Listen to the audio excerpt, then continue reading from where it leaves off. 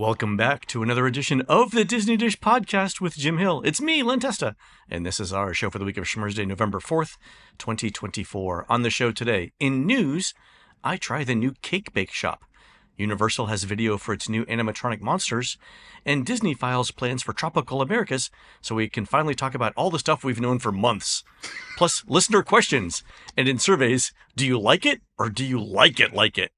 Then in our main segment, it's part 3 of Jim's now 4-part history of EPCOT's El Rio del Tiempo boat ride. Let's get started by bringing in the man who says, check your privilege, to people complaining about getting darker earlier. What about the positive effects on those in the vampire community? Everything's not all about you. It's Mr. Jim Hill. Jim, how's it going?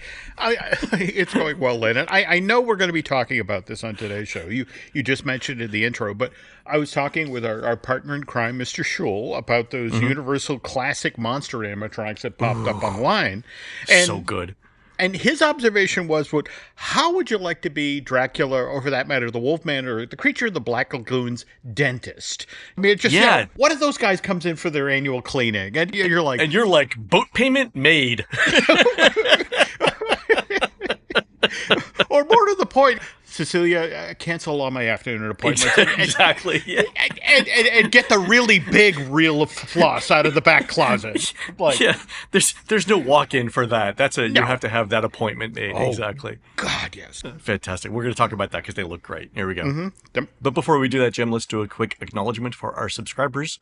Thanks to everyone who subscribes to the show over at patreon.com/JimHillMedia, including Jason Torf, Michael and Lisa Garachi, Rich Gehring, Catherine Connolly, and Rachel Evans. Jim, these are the cast members at Epcot's Canada Pavilion who'll be freezing over the pond by Le Cellier during the upcoming Festival of the Holidays to play exhibition hockey against the Sudbury Blueberry Bulldogs. The key matchups to watch are Rich versus Jim, Catherine versus Jim, and Rachel versus Jim. True story. The Blueberry Bulldogs? Really? That's a thing? Have you not seen the show on Hulu called Shoresy about the Sudbury Blueberry Bulldogs hockey team? Now I have something else to add to my list. Holy cow. Okay, it's not for everyone. It's definitely not a family show. There's a lot of profanity in it, but one of the funniest written shows that I've seen in a long, long time. I'm actually binge watching it now. So plus It's Hulu, so Hulu's Disney. There we go. They're being in. supportive. Okay. All right, on to the news. Folks, the news is sponsored by TouringPlanes.com. Touring Planes helps you save time and money at theme parks like Walt Disney World and Universal Orlando. Check us out at TouringPlanes.com. All right, Jim, remember that's no negative November. Okay. All right, and it's officially started now. We're done with the preseason. We're actually in no negative November. Here we go. All right, so I went to the cake bake shop last week. I got the birthday cake, which was $23, the raspberry champagne cake, which was also $23, and a decaf Americano, which was $6.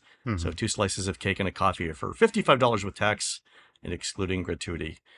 I got to say, the cakes were very good. Okay. Baked well, tasty vanilla sponge, buttercream icings were generous. They were uniform. I mean, nothing too sweet. Each slice is big enough for 2 people. I mean, these were professional cakes done by professionals. There's nothing wrong with the quality of the cakes at all. I ended up with an espresso instead of an Americano. But Jim, remember, this is no negative November, so I'd just like to welcome the Cake Bake cast members to their first day on the new coffee machine.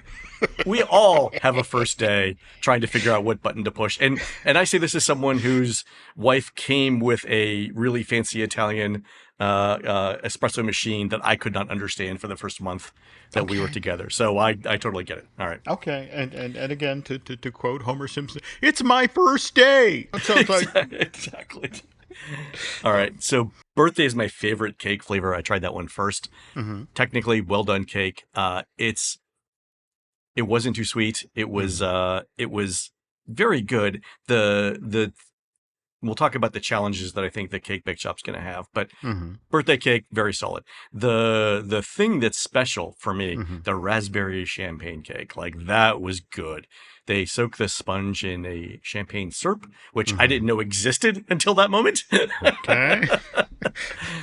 And then they make a raspberry jam in between the layers, and I actually wish they had more of that. That was a really good cake. Like I took that cake home and ate it for dinner as well. Mm-hmm. Mm-hmm. All right. And remember, Jim, there are no problems in life. There are only opportunities. Mm-hmm. So the opportunity for the cake bake shop is to achieve a wow moment with everything they serve at those prices. And like I said, with the birthday slice, that's kind of hard with cake. But we'll see what happens. But again, technically very proficient on the cake. Nothing wrong with the bakes. Very tasty. It's the price point that's going to be the challenge. But Jim, I did notice this. We pointed out last week that the cake bake shop has a menu item named after Marie Antoinette, which is macaron shells filled with the pastry cream, that delicious raspberry jam, and then some buttercream frosting, right? Okay. And it got me thinking about whether a place that charges $25 for a slice of cake names something Marie Antoinette ironically or unironically. Like, if they put Marie Antoinette on the menu unironically, it becomes ironic just because of the other things on the menu, right? Just again, kind of savoring this. It's either deliberate or unknowing, and either way, it's amusing. Right. And if it's there ironically, it becomes unironic because a literal statement that this cake isn't for poor people is unironic, right? But here's the thing, Jim. Because we don't know what management was thinking when it put Marie Antoinette on the menu, it sits in this kind of superposition between ironic and not ironic, and we won't know which one it is until we know another measurement, and that is what management was thinking. So, Jim, I think we've discovered quantum irony. Well, if we can add to the pile of quantum irony here, did you see the rumor that's circulating now that the cake bake shop has opened, and yet we're hearing that Jelly Rolls at Boardwalk may be shuttering as soon as January of next year? I heard the rumor, but it's for a jazz club, right? Yeah, but just the notion of cake bake opens, Jelly Roll closes, somewhere in the industrial flower universe. Exactly. Somewhere in the industrial dessert complex. There There's a war going on. There's a turf war going on, right? Yeah. So. All right. So I'm not sure with this new discovery of quantum irony, whether we get the Nobel Prize in physics or literature, maybe both. We'll see next month. Anyway, Jim, dress warm for Oslo. I will. All right. And then speaking of Universal Monsters, Universal Orlando released a trailer video last week showcasing its 14 new animatronic monsters for the upcoming Monsters Unchained, the Frankenstein Experiment. Didn't they play at Woodstock? Anyway, at Dark Universe and Epic Universe.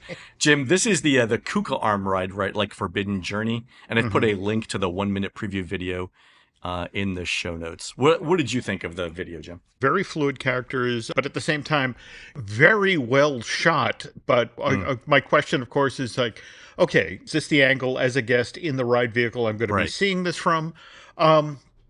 But again, this isn't my first rodeo, Len, and it's just the notion of, okay, I'm seeing an amazingly fluid movement on an AA figure. So what's that going to look like in B mode? In B mode, literally the joke I had was a Yeti B mode joke. I'm not going to do it now because it's not going to play. But yeah, okay, the first thing I thought was, what is the B? I literally have in the show notes, what does the B mode look like for this thing? God bless him. I will say this: I didn't realize watching the video, but in talking with some people at Universal Creative afterwards, that Frankenstein's 9 feet tall. That is a big boy. And again, amazing movement on it, and it's somebody had studied literally the Karloff film. So I mean, it's on model. It looks great. It's been updated in a fun way, but it still has the classic proportions and features of the film from the 30s. So, but again, it's like, can it do that for every ride vehicle that goes every day? Every day. Reliability is going to be the thing. They look fantastic.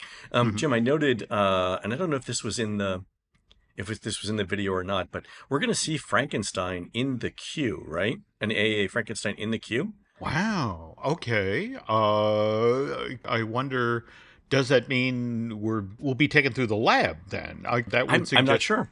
Oh, okay. Interesting. Okay. The characters that were in the video were Frankenstein, Wolfman, Dracula, and Creature from the Black Lagoon. But there are 14 AAs, and so I suspect that there are AAs that we haven't seen of, like the Mummy, Bride of Frankenstein, maybe someone else there too. We'll see. And there's probably a couple of each, right? There's probably two Frankensteins. Oh, gotta be. Gotta be. I mean, remember, the whole conceit of this is supposedly, what is it? Victoria Frankenstein, the great great granddaughter or whatever of the original Yeah. Dr. Frankenstein, is trying to figure out how to calm the monsters. And then, of course, something goes horribly wrong. So you got to factor in, okay, we're going to see calm monsters, and then the monsters that got an Americano as opposed to an espresso. Exactly. I understand their rage. Okay, There fair. we go. Anyway, it all looks very, very good. So hats off to Universal Creative for getting this far. All right, Jim. In other news, Disney filed a permit with the South Florida Water Management District showing the before and after state of what's now Dinoland and what will be Tropical Americas. And Jim, we finally get a chance to talk a little bit more about some of the stuff that wasn't shown in the concept art for Tropical Americas, but we've known that's coming. So I included the South Florida Water Management District plan in the show notes, and I want to focus on a couple things. So in the middle of this map, there's a blue building, which is currently Chester and Hester's Dinosaur Treasures and bathrooms. All right. And Jim, I think when you and I were talking with our friend Jim Scholl, the first rule of Imagineering is never get rid of a bathroom. So I'm guessing those bathrooms stay, right? Yeah. There we go. And given the number of household redo projects you've done over your life, you know this is a hard and fast rule. If it involves porcelain, it stays.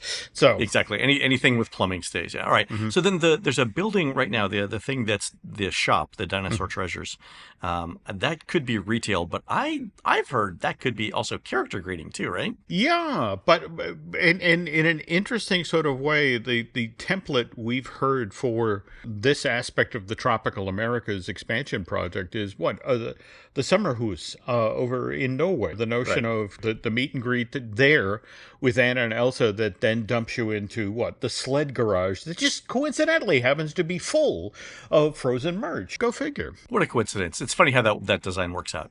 And then there's a bathroom directly adjacent. So you look at that as your footprint, and it's like, okay, suddenly we're putting something in the tropical Americas that we know actually works. There's also a green area to the west of those in front of Indy that looks like it's going to be a replacement for the Boneyard.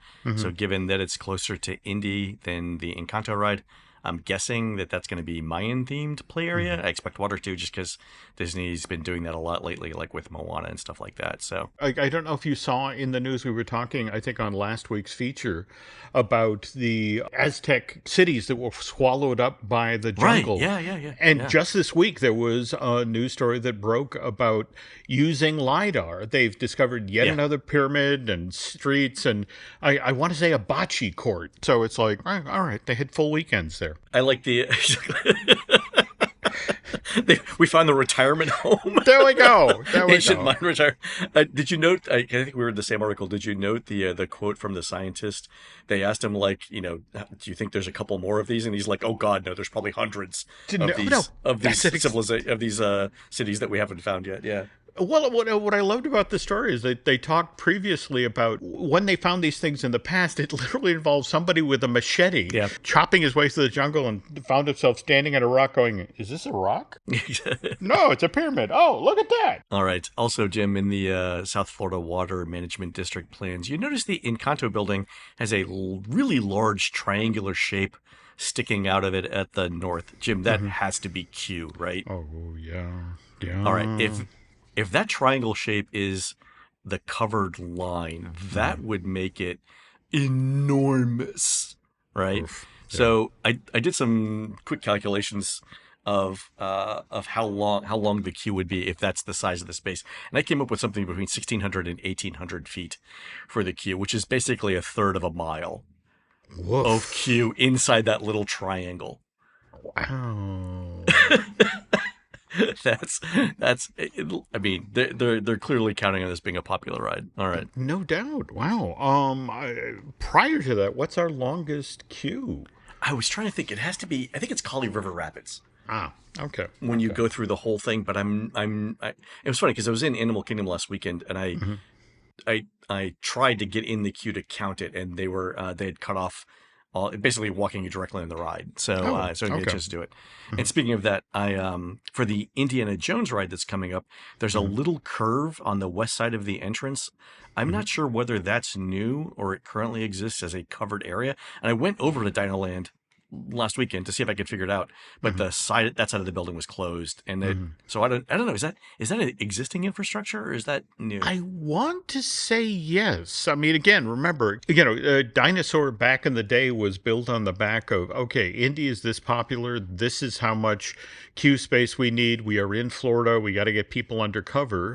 Whereas opposed to if you think of how much of the Indiana Jones adventure in California is open to the sky because it's Southern California and it's like, rain. What is this rain thing you talk of? Yeah, it's gonna be different in Florida though. Yeah. Jim, I also note that it looks like they're going to start taking advantage of the outdoor space for what is now Cretaceous Trail and make that some of the outdoor queue for Indy as well. Yeah, makes sense. Fair enough. All right, Jim, on to surveys. Rachel K. sent in a new Universal Orlando survey that seems to hint at the next wave of admission tickets for Epic Universe. And Rachel pointed out the helpful survey question that asked, how often do you enjoy watching paint dry? Do you love this? Do you like this? I neither dislike or like it. I dislike it, or I really hate this. So that's got to be one of those canary in a coal mine questions, right? There we go. You are a breathing sentient human, right? Like, okay, cool. All right, but then there were serious questions about Epic Universe later. Here's a couple of them. I expect Universal to offer A, all possible tickets with admission to Epic Universe available for purchase now, or B, certain tickets with admission to Epic Universe to become available closer to the park's opening date. And I expect Universal to offer admission tickets that require guests to visit Epic Universe on a separate day, not the same day as any other Universal park, or B, admission tickets that allow guests to visit Epic Universe and any other Universal parks on the same day. So that's do you want an Epic park-to-park ticket or not? A couple other ones. Do you expect Universal to offer admission tickets that only allow access to Epic Universe with admission to any other Universal park? So coupling. Or B, admission tickets that allow Epic Universe entrance only. Wow. And then the same question about do you expect to only get one day at Epic or more than one day at Epic? These are very interesting questions out ahead of the opening of the first major theme park in Florida in a quarter of a century. So, Right. I mean, obviously, first 6 months, maybe as long as a year, there's going to be huge demand to get into this park. But, wow, are we talking about strictly opening year admissions? Because face it, at some point, the bloom will be off the rose. And for example, there will be folks who go to Universal Orlando who are like Harry Potter enthusiasts. So it's like they're literally there they're there for Diagon Alley, they're there for Hogsmeade Village, and they'll want to go sample Ministry of Magic. And and do that over a day and a half, and that's it, right? Yeah, that's it exactly. So I think Universal has seen now, since Epic Universe tickets are on sale, they've seen the initial demand from the theme park enthusiast community, right? And now this is them planning, I think, for the wider community and doing two things. One, trying to gauge interest in both the new park and the existing parks, but then B, how to communicate that. And here's why I think the communication thing is something they're focusing on. There's another question right after this that says, it describes a 4-day ticket, all right? And so it says, enjoy 3 days with one park per day at Universal's Islands of Adventure, at Volcano Bay, and at Universal Studios Florida, and then 1 day separately at Universal's Epic Universe. And it's not so much are you interested in it? It presents all the terms, and then it asks this question: on how many days total, if any, will this ticket allow you to visit Universal Orlando Resort theme parks? So it's a 4-day ticket, and the question and the answers are 1, 2, 3, 4, 5, 6, 7, or I don't know. And so this is Universal trying to figure out if the conditions that they're putting in place to visit Epic are understandable to everyone. Interesting. And circling back to Mr. Schul for a moment, because we're working on a future episode of Disney Unpacked about Alien Encounter, and one of the things Jim pointed out the other day was, if you think about it, people stood in line for that attraction and walked by signs that said, "This is intense, this is scary," and then came out of the attraction like, "Oh my God, my child was terrified." It's like, why didn't you tell me? Yeah, so, and you walked by a sign, and just something like this where it's like, I bought a 4-day ticket to Universal, and I did not get to go to Epic Universe for 4 days. 4 days. What a jib! And it's like, literally, pal, it was on the admissions material, when we sold it to you. And that survey question's not isolated. There's another one that shows the same thing, 4-day ticket. And the question is, what's the total number of days, if any, you have to use this ticket? That is, what's the window for which this ticket is valid? And it's 1, 2, 3, 4, 5, 6, 7, more than 7, or I don't know, based on it. And, I mean, I think this is part of the challenge, right? It could be a hint that Universal's new ticket rules are confusing to a large chunk of their audience, and it's really interesting to see the problems that pop up when you're trying to communicate rules to millions of people, which is what Universal's doing right now, right? Well, and never mind the fact that when you think about the number of international travelers, right? I mean, this is just sort of trying to get your arms around the lack of reading comprehension in North America. That never mind your folks who've traveled here from other lands who buy an admission ticket. And what do you mean I can't get back into this park? I didn't get to experience everything. I want to go try the other rides. It's like, no, I'm sorry, you had your day in Epic Universe. Oh, and that's going to be a challenge. Yeah, so communicating that out to millions of people is going to be a challenge. Yeah, we'll say. So it's we'll see how they come up with it. You mentioned reading comprehension. I did some research before the show on what government publications. What are they written? What level of reading are they written for? And it's generally something between 5th and 8th grade reading levels. And the rule of thumb is like somewhere between 7th and 8th grade is what you're supposed to write for. And what that means is you can read 2 paragraphs and then make an inference based on facts in those 2 paragraphs, which is almost exactly what Universal is asking with this, how many days do you get in the ticket question. So it's going to be interesting to see how they adapt their marketing message for this. Okay. Can't wait. Also, our friend Alan sent in a Disney Cruise Line survey run by Chadwick Martin Bailey that had a couple of fun questions. One of them is this. For quality control purposes, please select the number 3 on the scale below. 1, 2, 3, 4, 5. All right. Fair. Okay. Okay. But this one was really interesting, and it's a survey question format that we haven't seen before. All right. So it's a series of dots, radio buttons that you can only pick one of. On the left side is a statement that says, I prefer shorter cruises, e.g. 4 nights or less. And on the right side is, I prefer longer cruises, 5 nights or more. And next to each of those, like on the far left and the far right, are columns that say, I completely agree with this statement on both sides, right? So I completely agree with the shorter cruises. I completely agree with the longer cruises. It's on each side. And then the middle button, the middle radio button is, I'm somewhere in the middle. Okay. So I'm reading this on my desktop computer, and I was like, well, Alan, okay, that's an interesting sort of question format that we haven't seen before, but why are you sending this to me? And then Alan said, but if you look at it on your phone, oh no, the radio buttons go vertical. Okay. And the text on the right side falls off the bottom edge of Alan's screen, and it did on my iPhone too. So our friend Jeff also sent this in. Jeff Kloon sent this in, and the screen cap looks like this. On your phone, you see the show notes. So yes, okay. Oh my God. The question on a cell phone looks like this: I prefer longer cruises, e.g., 5 nights or more. And then the radio buttons say, I completely agree with the statement. ... I'm somewhere in the middle. ... I completely agree with the statement. You have to scroll down to see the other option. The I prefer shorter cruises. Okay, time to have a conversation with the design guys in IT. I actually sent this to the survey firm. I'm like, you might want to take a look at this on iPhones because it doesn't look right. And I know that Disney Research listens to the show.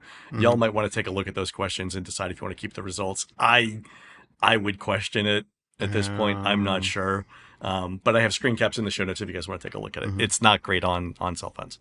I don't know. No, definitely. I hope they take that info to heart. Anyway, all right, on to listener questions. We've got one. On a recent show, I said that with the addition of Lightning Lane Premier Pass, Jim, There are 8 different ways to stand in line at Walt Disney World. And multiple listeners wrote in to say there are actually 9 because I forgot about the single rider line. So the 9 different ways to stand in line at Walt Disney World are standby, child swap, DAS, boarding groups or virtual queues, Lightning Lane Single Pass, Lightning Lane Multi Pass, Lightning Lane Premier Pass, VIP tours, and rider swap. And Jim, I mentioned this because the rumor is that Disney's readying a Lightning Lane Multi Premier Pass, which presumably will allow park hopping, and that'll be the 10th way to stand in line. Wow. Okay. Again, it's this complexity that put my kid through graduate school. I'm not complaining. Okay. No, excellent point. Excellent point. And again, and it's no negative November, so please ignore my... Exactly. Please ignore my frustrated sigh, okay? All right, folks, we're going to take a quick commercial break. When we come back, Jim continues the history of Epcot's El Rio del Tiempo boat ride. We'll be right back.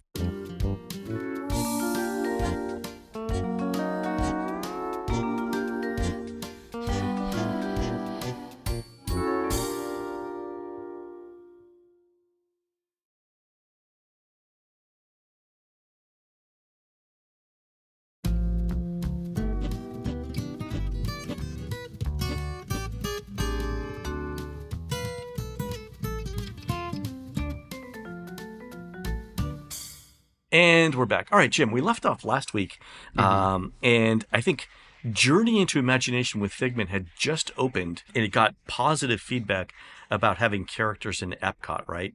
It did. But let's remember that characters coming into Epcot, not necessarily a new thing. I mean, remember, October of '84, Michael Eisner comes through the door, and one of his mandates, it literally is, we need to fix Epcot. And when we say fix Epcot, it's make it more like the Magic Kingdom, make it more fun. I believe the term you're looking for here is more Disney. There we go.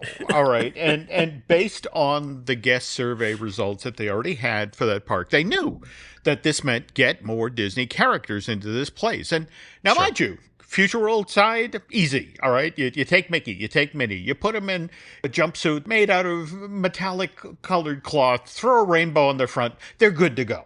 On the other hand, World Showcase, a little bit more problematic. I mean, there are gimmies. You're standing in front of the German pavilion and go, okay, Snow White, the Brothers Grimm, set that story in the Black Forest of Germany. Okay, so that character goes here. Pinocchio, Collodi, Italy, that's fine. On the other hand, you go to the UK and it's like, woof. Okay, which character do we put over here? Is it Peter Pan? Is this Alice in Wonderland? Is this Robin Hood? Is this Winnie the Pooh? Mary Poppins? Yeah, your pavilion overflows with characters. Well, and in fact, just a quick side note here, because I was once shown the art and the footprint for. In fact, what was kind of interesting about this is they actually took the expansion pad that was in between the UK and Canada. And in fact, it's where you now enter World Showplace. Yep. But they were actually going to build an English hedge maze here. And the idea was that as you made your way through the English hedge maze, every 100 feet or so, you would uncover, like, for example, you'd come across the Mad Tea Party with the Alice, the Mad Hatter, and the March Hare. And you could do a meet and greet there, and then you'd be pulsed around the corner, and here's Peter Pan, Wendy, Captain Hook, but there were going to be 5 different sort of meet and greets in the space. And I want to say it was... Okay, so hold on. So a couple things. One, hedge mazes are really traditional in European theme parks, so that makes sense. Mm-hmm. But assuming you are going to meet all the characters, it's really a one way in, one way out on the maze. There we go. So and if it's a few hundred feet between each character, is this like the Baton Death March of character greetings in Florida? You get to that last character, you're like dragging yourself. You're crushing the leaves of the hedges for water, for moisture. Okay, all right. All I can tell you again is I saw the art and I saw the footprint. I will point out it did not, in fact, get built because I think, perhaps somebody in operations had that conversation. Okay, all right. Is there a beverage station? More to the point, is there a bathroom in here? And where is first aid in this place? There we go. All right. Okay. But anyway, back to World Showcase. Now, again, you continue around to World Showcase Lagoon gets a little interesting when you get over to China because we're still 14 Right. years out from Mulan. So it's like, okay, get me a couple of silk robes and some rattan hats and Chip and Dale, come here. Hey, you're up. Sure. But on the other hand, when we get over to Mexico, never a question, Len, because of course Donald Duck had appeared in 1942's Saludos Amigos and then 1945's Three Caballeros. So when it came to where's the duck going to do a meet and greet and World Showcase, it's like, all right, he's going to be in Mexico and he's wearing an oversized sombrero and a serape. Just a brief aside about those two package features that Disney did during the war years. Love them, by the way. Yeah, but now, interesting thing, Len, they grew out of that goodwill tour of Latin and South America that the U.S. government sent Walt and El Grupo, that's the group of, I want to say, 15 to 17 artists and animators. They flew down there summer of 41. And it's kind of interesting why the U.S. government sent those Disney artists down there. And you have to remember, war had broken out in Europe in 39. Now, this is the summer of 41. We are still months away from America officially entering the war. That would happen with Pearl Harbor on December 7th of that same year. But what had genuinely concerned the U.S. government is this whole time, and we're talking 39 to 41, the Germans had been establishing good, strong diplomatic ties with our neighbors to the south. So with the thinking that once America officially entered the war, Germany could then turn to its new friends in Latin and South America. And Len, you're familiar with the term fifth column? Oh yeah, it's the people in your hemisphere or the countries in your hemisphere that are sympathetic to another power. There we go. And the notion was that what if folks that had been won over were sympathetic to the Germans would then head north with the notion of undermining the U.S. efforts, whether it's spreading propaganda or acts of sabotage. And this was something that the U.S. government was very seriously concerned about during the war years. Oh, yeah. Now, what's kind of bizarre about this is that back in the 1970s, Len, there was a musical on Broadway called Over Here. Like over there, but over here? Over here. And the song, notion okay. was, by the way, music for this thing was written by the Sherman Brothers, Disney legends, and it actually starred two of the three Andrews sisters, Patty and Maxine. Sadly, we'd lost Laverne a few years earlier. And it actually ran for 9 months on Broadway in the Shubert Theater. But the thing I thought you'd love, Len, is part of the story of the show is that there's a fifth columnist embedded with this USO show that's traveling. And they finally figured out how they're going to out the secret German agent. And what they do is they gather the entire cast on stage and they start singing the national anthem. And then they finish singing and the German agent automatically launches into the second verse because he's... I didn't know there was a second verse in that. Well, no, that's it exactly. No real American. No real American knows the second verse. All right, but the German outed themselves because they overstudied. Did too much homework. So anyway. Oh my God, that's great. It was funny. Okay, so again, the U.S. government has some very serious reasons for sending Walt and El Grupo on this goodwill tour in 41, and with the notion that we want some really good salesmen down there convincing Latin American and South American officials which side they want to be on with the coming conflict. And okay, now back to Saludos Amigos and Three Caballeros. Now, as you mentioned, wonderful films. The last of the set has its world premiere Mexico City, December 44, goes into release in February 45. And, Len, to be honest, World War II is in the process of winding down at this point. Victory in Europe happens on May 8th of that same year, 45, and VJ Day. That happens just a few months after that. And depending on your take on history, it either happens on August 15th or September 2nd of 45. So, Three Caballeros...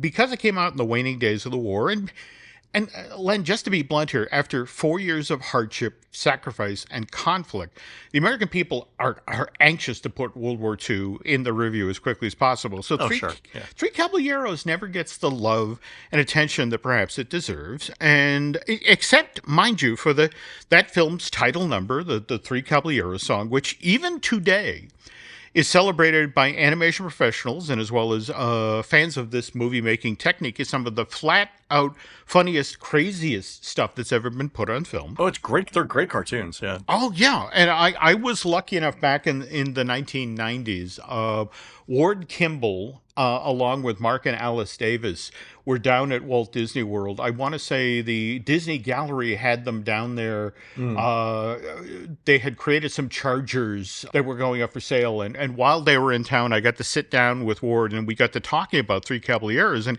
even then, we're talking, almost 50 years after he'd done the footage, Ward was still so obviously proud of what had been done with Three Caballeros. It flat out told me that we broke every rule in Disney's book when it came to the animation of that scene. I mean, we'd have like Donald, Jose, and Panchito run out of the right side of the frame and immediately come back in on the left. Yeah. And we just did gag after gag after gag with no consideration as to whether any of this action made sense. Our goal was just to be funny, so that's what we did.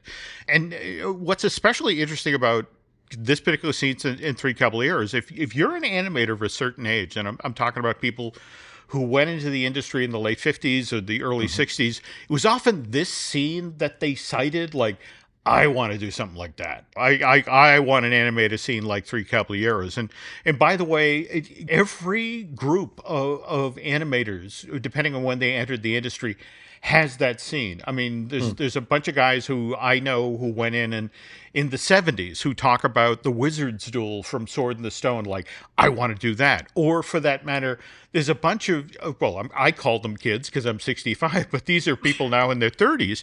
But these are the folks who went into animation in the early 2000s because it's like, oh my God, did you see what Eric Goldberg did in Aladdin with Friend Like Me? It's like, I want to do that. Right. Now, toward that end, the irony here is that when the Imagineers began looking at El Rio del Tiempo about how to take this now underutilized World Showcase attraction and then turn it into something that guests would actually seek out to experience rather than walk on by, the idea was floated. Well, why don't we Three Caballeros? Why don't we take this and do something Three Caballeros with it? But the following thought was like, well, look, we're going to need to pull that off. We're going to need the modern equivalent of Ward Kimball. And what's Eric Goldberg doing? Oh, okay. But here's the problem, Len. At this point, and we're talking the early 2004, 2005, Eric was no longer at the Mouse House. Again, we mentioned he was the director of The Genie, lead animator on that in 92 for Aladdin. By 2000, summer of 1995, he's the co-director of Pocahontas, and then he would go on to direct 2 scenes for Fantasia 2000. But he had kind of grown frustrated with Disney. I mean, for example, he'd spent the better part of a year working on test animation for the prequel to Roger Rabbit, who discovered Roger Rabbit, only to not have the project go forward. Wow. So he does one last project for Disney. He does the Magic Lamp Theater for Tokyo Disney Seas, which is where, by the way, he gets to do the Genie, but only instead of in 2D, he gets to do him now in 3D CG. Right. Okay. And that park then opens September 2001, and oh, okay.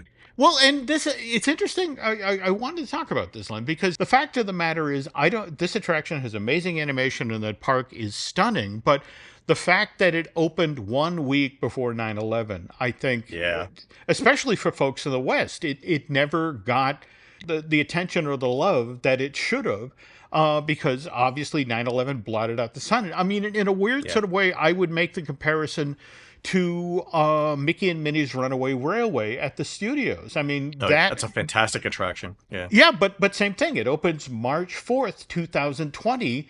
Yep. And less than 2 weeks later, because of the pandemic, the world shuts down. Yeah. I mean, that's the Runaway Railway is the attraction I go on every time I'm in the studios. It's my favorite attraction in the park. I mean, there are other things are better done, but given the amount of time you wait and the payoff. Oh, no. Runaway Railway is a great attraction. It is. And it's nice to see that the West Coast version does get some love as well, but I would argue because it's so far back in the park. Yeah. Whereas the East Coast version, I mean, it's right there at the end of the street and should get more love. But anyway, back to Mr. Goldberg. He leaves Disney in the early 2000s. He goes off to, he handles all of the animation in Looney Tunes Back in Action, which Warner Brothers released to theaters in November of 2003. And oh, by the way, he's the voice of Marvin the Martian in that movie. So that's fantastic. Yeah. He then works with Bob Kurtz on the title sequence for that Peter Pan reboot that Steve Martin did in 2006. And by the way, Len, Eric also spends the better part of a year working on an Opus the Penguin movie. What? There's a Bloom County movie? A Bloom County movie. In fact, I'm going to... Did it get made? No. Oh, God. I was going to say. You can go over to YouTube if you hammer on Opus the Penguin. You can see some of the test animation that was done for this thing, and it was going to be stunning. But again, it was who discovered Roger Rabbit all over again. He did all of this tests, all of this work, and it didn't go forward. It's funny. The one cartoon character I know how to draw is Build a Cat. Like, I can do a pretty decent Build-A-Cat. It took me like a day to figure it out. I can't draw worth anything, but I can do a Build-A-Cat. No. Well, like, the beauty of Build-A-Cat is even when you draw him bad, he looks unmodeled. That's the thing. Like, he looks fine. You can't tell the difference. You just gotta get the mouth right, and you're fine. There we go. All right. Anyway, January of 2006, Disney buys Pixar for $7.4 billion. Around the same time, John Lasseter, who, as part of this acquisition, becomes the chief creative officer of both Disney and Pixar, puts out word that Disney's about to get back in the hand-drawn business. And because Eric Goldberg is one of the acknowledged masters of this field, an offer is then made to persuade Eric, come back to Disney, come on. And one of the enticements that gets laid on the table for Eric is like, look, we're thinking of taking El Rio del Tiempo and changing it into a celebration of Ward Kimball's work in Three Caballeros, which, again, given Eric's age, is one of the pieces of animation that made him decide to go into this business. And so what Goldberg says is, look, I have one condition for accepting this appointment. It's that my wife, Susan McKinsey Goldberg, who, by the way, is a renowned art director on her own. She's why the colors in Fantasia 2000 in the Rhapsody in Blue sequence, as well as the Carnival of the Animals sequence, look as good as they do. That things are as vivid as they are in those parts of the movie. Great. Okay, cool. But Eric says, look, I'll tackle the animation for Grand Fiesta starring the Three Caballeros and try to do something that's just as funny as what Ward Kimball did back in 45 with the original film. But he needs Susan to handle the rest of the ride, because the way he believes this should be done is that, look, this thing was built back in 82. And what we need to do when this reopens for April of 2007 is when that boat comes around the corner and goes into that pyramid, you have to suddenly believe that you have now entered a cartoon produced in 1945 in Technicolor, and 1940s Technicolor. So it has to be vivid. And WDI management was like, absolutely, that's a condition. We love that idea. The two of you get to work now. And in our fourth and final installment of the series, we'll talk about a brilliant job they did with updating and improving this existing World Showcase attraction. And then what happens 8 years after that, when a controversial change that pleases audio animatronic fans, but kind of ticks off us animation enthusiasts. But again, we'll talk about that next week. You mentioned the color, and one of the defining characteristics of Three Caballeros is its use of color. It was very bright. for what it was. The yellows, the reds, the oranges, all Well, fantastic no, stuff. and it's so interesting you say that because, for example, we talked on last week's show about those 3 side-by-side screens that had the vendor who was like, "Do you want flowers? No. Do you want a serape? Do you want a sombrero?" Right. And what they did in that scene is first they went back and reshot all 3 of those elements, so it's color directed like it's 1945, but then in a really interesting detail, Len, and the next time you're in there, look at the balloons on the ground in front of those scenes. They are right. They're very vivid colors. There we go. And there we go. Yeah. And but they're plastic, but they're really deeply saturated colors on them with fake shininess built into them too. It's really the balloons themselves are a minor work of art. Yeah, they're really good. And again, that's all Susan Goldberg. Yeah, fantastic stuff. Yeah, really, really good there. All right, folks, that's going to do it for the show today. You can help support our show by subscribing over at patreon.com/JimHillMedia, where we're posting exclusive shows every week. Our most recent show was an in-depth look at EPCOT's unbuilt Equatorial Africa Pavilion. On next week's show, we're going to finish up the history of El Rio del Tiempo. You can find more of Jim at JimHillMedia.com and more of me, Len, at TouringPlans.com. We're produced spectacularly by Eric Hersey and David Gray, who'll be bringing trays of pineapple coconut tassies, baklava thumbprints, and ginger s'mores to the VFW Post 1517's 3rd Annual Cookie Walk and Craft Show, starting at 9 a.m. on Saturday, December 14th, 2024, at the VFW Post, that's on Flack Avenue, in beautiful downtown Alliance, Nebraska. While Eric and David are doing that, please go into iTunes and rate our show and tell us what you'd like to hear next. For Jim, this is Len. We will see you on the next show.